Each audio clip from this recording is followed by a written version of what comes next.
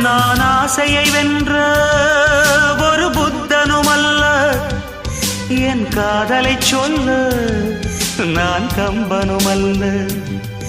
உன் காது கடித்தேன் நான் கனவினில் மெல்ல, இன்று கட்டி அணைத்தேன் இது கற்பனை அல்ல. அடிமனம் தவிக்கும் அடிக்கடி துடிக்கும் ஆசையை திறகிவிடு.